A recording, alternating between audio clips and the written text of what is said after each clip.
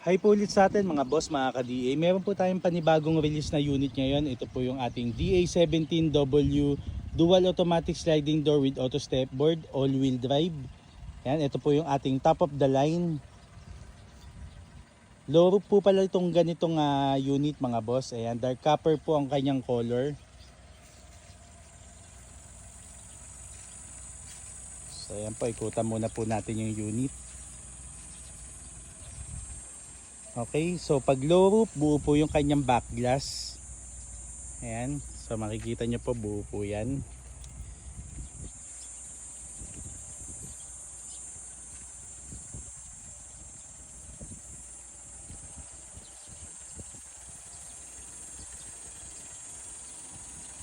So meron pong side mirror na repeater. Ayan, yung kanyang basta mga dual automatic sliding door ng DA17W. Naka 3 layer headlight, may fog lamp. Ayan, yung mga pinakabit na accessories ng ating buyer, yung kanyang steel bumper. Ayan po.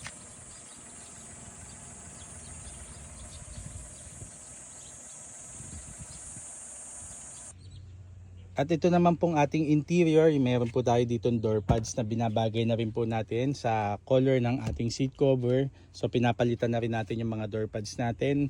Meron po tayo ditong armrest. Ayan, so pati sa second row. Ayan, napakaganda po ng napiling design ng ating buyer, pati yung kanyang kulay. Okay, so Conway OBD2. Ayan, yung mga pinadagdag sa atin ng ating buyer. So ito po yung ating mga lagay ng shades. Ayan, so meron po tayong cup holder sa ating dashboard, pati na rin po sa ating doorboard. Ayan. So hindi po perfect yung ating unit dahil hindi po ito mga brand new surplus. So kung may mapapansin po kayo dyan ng mga minor imperfections, kayang-kaya naman pong takpan ito ng steering wheel cover.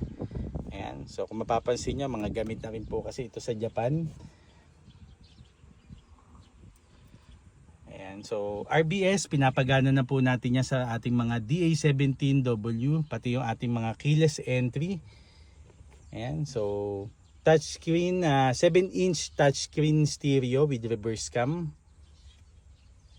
Kasama na po sa package yan. So ito pong ating add-ons na jet air blower. Ayan, ito po yung ating headliner black. Ayan po. So sa atin naman pong third row, ayan, nagpalagay po ang ating owner ng 2 box seats. Okay, madami po tayong pwedeng ilagay dito. Ayan, so ganyan po siyang kaluwag. So ito po pala yung ating stepboard o yung ating steel bumper sa kanyang rear. So pati sa harapan, ayan po ay add-ons ng ating buyer. Ayan.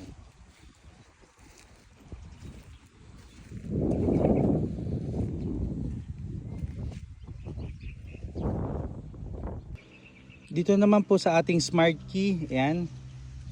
Lagay lang po natin sa bulsa natin to. Okay, so ito po yung ating keyless entry. Ayan, so pag nilock po natin yan, automatic magko-close po yung ating side mirror. Ayan, so iilaw naman po yan kapag nag-open. So sa likod din po, meron din tayo ditong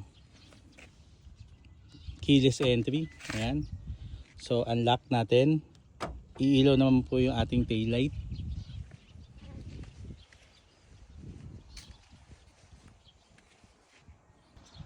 Check naman natin yung ating remote key para sa ating mga dual automatic sliding door. Ayan, so automatic bubukas din po yung kanyang auto step board. So left and right naman po yan mga boss. Working yung ating remote key para sa ating mga dual automatic sliding door. So ayan po, long press lang po yan mga boss. Ayan.